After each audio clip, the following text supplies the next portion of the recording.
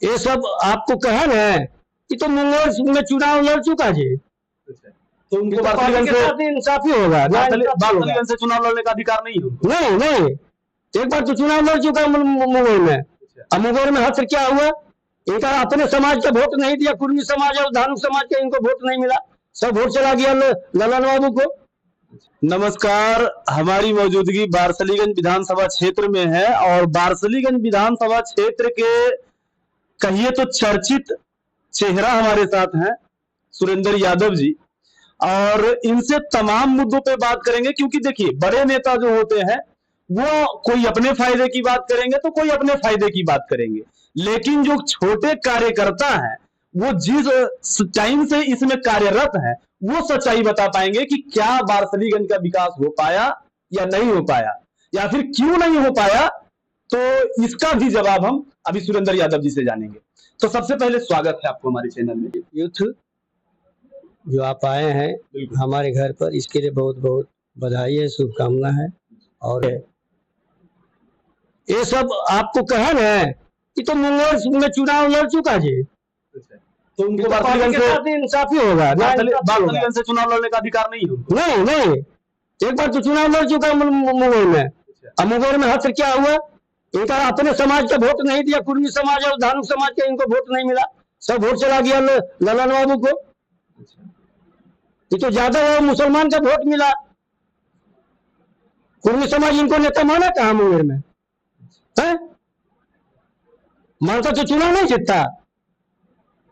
अच्छा, कहीं ना कहीं अभी फिलहाल जो है अभी हाल ही में इनका एक बयान भी आया है अशोक महतो जी का, जिनका कहना है कि भूरा बाल को जो है साफ कर देना है, भूरा बाल को जो है कबाड़ करके फेंक देना है। ये बयान को आप कैसे देखते? कौन भूरा बाल है, हम पूछना चाहते हैं कौन, किसको कहते हैं भूरा बाल?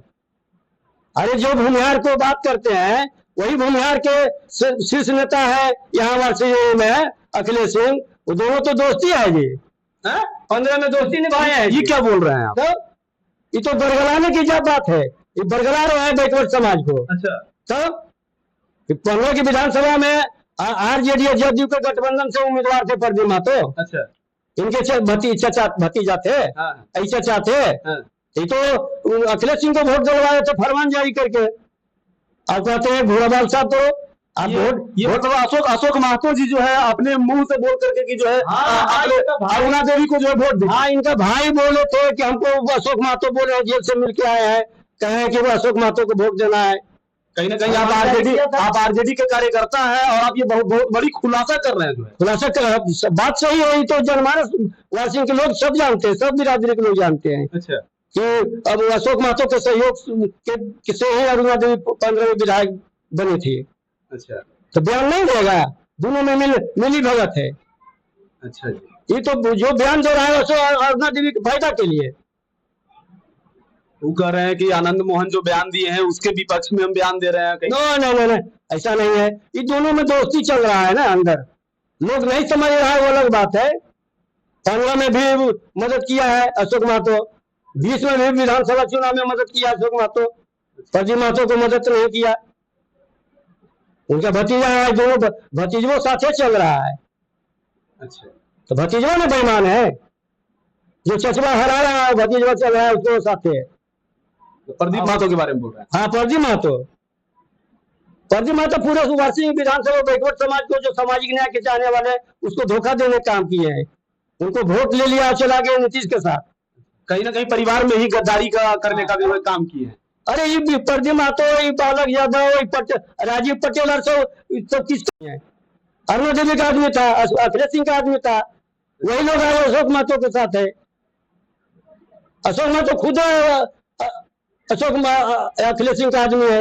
कहीं ना कहीं आपका कहना है कि दोनों जो है मिली भगत से जो है बारसलीगंज विधानसभा में सरकार चला रहे हैं। क्या नहीं जानता है ये? अशोक महतो अखिलेश सिंह दोनों नहीं चाहता कि तीसरा को विधायक बने, इसीलिए अशोक महतो बयान दे रहा है कि उसको लाभ पहुंचाने के लिए। अच्छा, यदि टिकट जो महागठबंधन यदि टिकट अशोक महतो को देती है यानी कुमारी अनिता को देती है तो क्या नहीं उसको टिकट देने का? तो क्या सुरेंद्र यादव उनके साथ होंगे? नहीं जी, पूरा समाज नहीं देगा, उसका समाज ही अपना नहीं देगा तो अच्छा, कुर्मी समाज भी उसको नहीं देगा। मतलब यादव तो दूर की, अच्छा, यदि अशोक महतो को पार्टी टिकट देती है तो क्या सुरेंद्र यादव उनके साथ होंगे? कभी नहीं।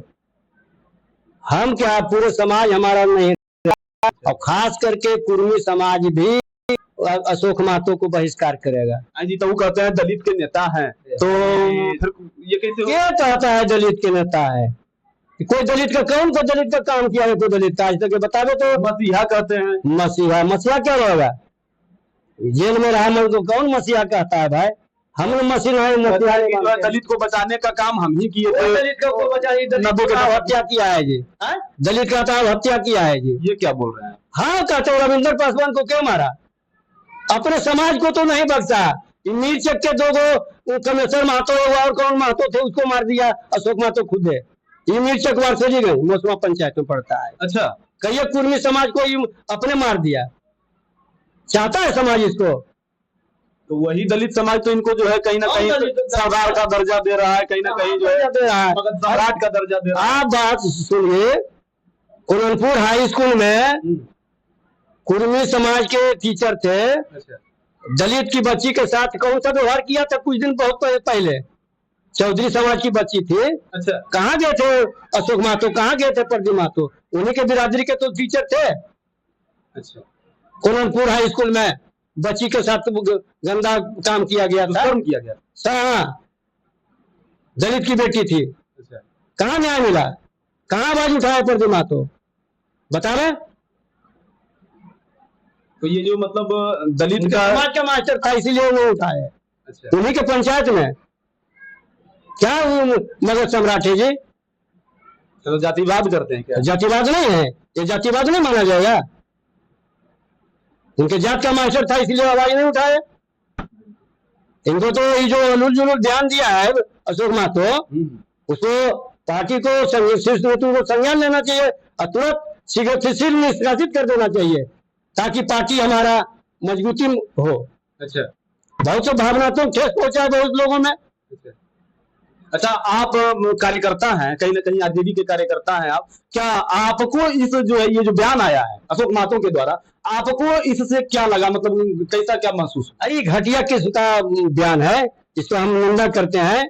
और हमारे पार्टी में सब समाज के लोग हैं, और जो समाज के बारे में बोला गया है वो समाज आहत हुआ है। इसलिए शीर्ष नेतृत्व से मेरा निवेदन है, आग्रह है कि वैसे बयानबाजों को पार्टी से शीघ्र निष्कासित करना चाहिए, ताकि पार्टी का भला हो और विधानसभा चुनाव में मजबूती प्रदान हो सके। अगर इनको निष्कासित नहीं किया गया तो कई क्षेत्रों में नुकसान पहुंचाना हो, पार्टी को नुकसान होगी। अगर नहीं निष्कासित किया गया तो पार्टी को बहुत बड़ी क्षति होगी।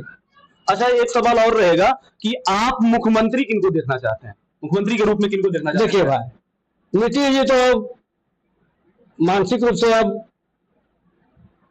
ठीक ठाक नहीं है। अच्छा, युवा चाहिए है, तो युवा में तो अभी बिहार में तेजस्वी जी हैं। हाँ जी, तेजस्वी जी को तो 9वीं फेल कर रहे हैं। अरे 9वीं फेल कहने से आपका संविधान कहता है ना, संविधान में तो ऐसा है नहीं कि पढ़े लिखे बीए पास हो। नहीं, जैसे जनता का तो मांग रहेगा ना कि पढ़ा लिखा नेता हमको चाहिए। पढ़ने से कोई ज्ञान होता है जी? हम तो नहीं पढ़ा, नहीं तो वो इतना बोल रहे हैं, तो गलत बोल रहे हैं क्या? अच्छा, इतना बिना पढ़ले बोल रहे हैं, तो जो बिना पढ़ले ज्ञान की बात करे उससे बेहतर क्या है? कहीं ना कहीं जो है आपके पार्टी के ऊपर जो है बहुत सारे जो है आरोप लगते रहते हैं, कहीं ना कहीं घोटाले का आरोप लगता रहता है, कहीं ना कहीं कहा जाता है कि लालू यादव जो है चारा घोटाला में गए, या फिर ऐसा कुछ भी बहुत सारा आरोप जो है आपके पार्टी पे लगता रहता है। क्या कहना चाहेंगे? देखिए, 90 के दौर जो आया और 90 के दौर के पहले, और जंगल राज हमको समझ में नहीं आता है ना, कि जंगल राज किसको कहा जाता है। और जंगल राज कथा कथित लोग कहते हैं कि लालू का राज जो है जंगल राज था, है ना। तो 90 के पहले जिस गरीब गुरबा की बात किया जा रहा है, वैसे तमाम लोगों को पहले सामंती सोच वाले, किसी जात नहीं, सामंती विचार वाले लोग जो है, वैसे तमाम लोगों को खटिया पर बैठने के लिए नहीं दिया जाता था। हम किसी जाति पर नहीं कर रहे हैं। अच्छा। सामंती विचार वाले जो भी हो, वैसे लोग कमजोर वर्ग के लोगों को खटिया पर बैठने के लिए नहीं दिया जाता था। ब्लॉक तो दूर, खटिया पर गांवों में नहीं बैठल दिया जाता था। और लालू यादव के राज आने के बाद वैसे तमाम लोग अपना अधिकार के लिए ब्लॉक जाने लगा, कुर्सी पर बैठने लगा, थाना में जाने लगा और खटिया पर बैठने बराबरी का पर बैठने लगा। नरसंहार भी तो लालू यादव के ही राज में सबसे ज्यादा हुआ है। तो एक इसको मानते हैं, लेकिन ये हमारी सोच था कि हम राइफल और बंदूक के बल पर जनमानस में खौफ पैदा करके हम एमएलए हो जाएंगे। यही की उपज है। कोई एमएलए बनना चाह रहा था बंदूक उठा करके, गरीब गुरबा में मर्डर दगर करके मैंने दहशत पैदा करके एमएलए बनना चाहता था। बिहार की प्रशासन कमजोर थी तब ना, मुख्यमंत्री का ढिलाई था तब ना। आप जैसे अभी क्यों नहीं वो चीज होता है? सुनिए, आप आए हमारे घर, है ना, हम तो अकेले बैठे थे, आप पिस्तौल में ले रहे थे और मार दे के चले जाते हैं, तो हम क्या करते? तो नीतीश जी इसमें क्या करते? अब थाना वारसिलीगंज में है, तो प्रशासन का क्या दोष? आप आए हमारे घर और पिस्तौल ले आते और चले, तो मानसिकता आपका सोच था ना वैसा, तो इस सोच को प्रशासन कैसे रोक सकता था? उस तरह का सोच था कि हमको राइफल के बल पर ही एमएलए बनना है, तो बन गया अरुणा देवी है। फिर इसके अगेंस्ट में प्रदीप महतो बन गया राइफल के बल पर। अच्छा, आपने अभी कहा कि नीतीश कुमार के राज में विकास नहीं हुआ, आपने अभी बोला कि नीतीश कुमार के राज में विकास नहीं हुआ, तो लालू यादव के राज में क्या विकास? लालू के राज में कहां पलायन रुक गया, कहां फैक्ट्री लग गई? गरीब राज है, पिछड़ा राज है, तो पलायन तो पलायन रुक गया। पलायन तो रुका है।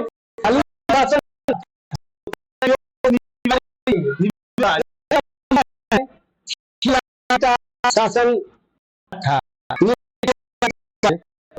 रुक गया। लालू जी गलत तो नीतीश जी सही थे। जनता ने आपको नीतीश जी को 20 साल दिया,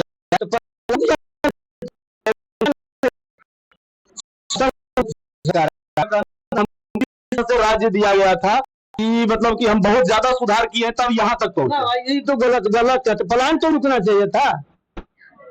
बोले राज ही गर्ग में था तो पलायन का पहले कौन सोचता था? पहले तो गर्ग से निकालना का काम तो हो ही रहा था ना, विकास का काम तो हो ही रहा था, रोड वोड का इस बन ही रहा था ना। एक नीतीश के राज में एक बिहार में फैक्ट्री लगा, हमको बता दीजिए। बिहार में लालू जी रेल मंत्री थे 2004 में, तो आप जान लो बिहार में छपरा के मढ़ौरा में रेल इंजन और पहिया का फैक्ट्री खुला है। वहां के हजारों 2000 मैंने बिहार के मजदूर काम करता है।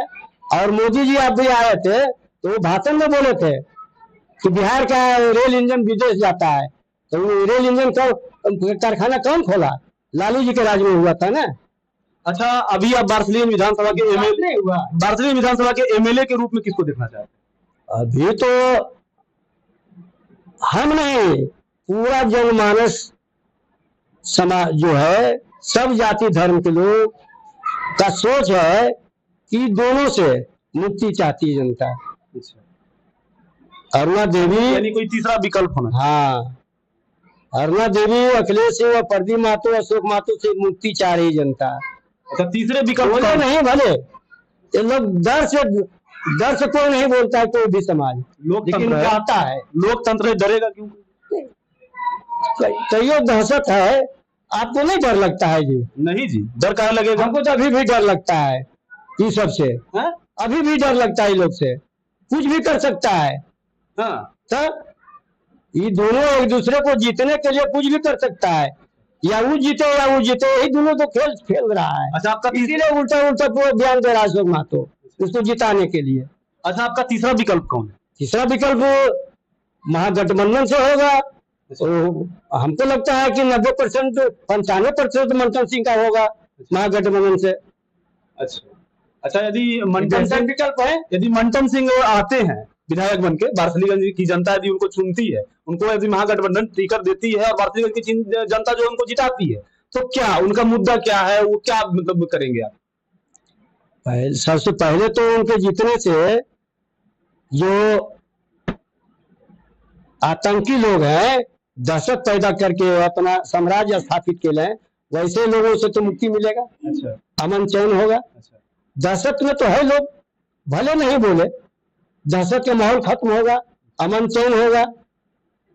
और आज देखिए राइट पॉइंट है ना, राइट पॉइंट पर दोनों अगर मिली भगत नहीं है तो दोनों को मंथली कैसे जाता है जी?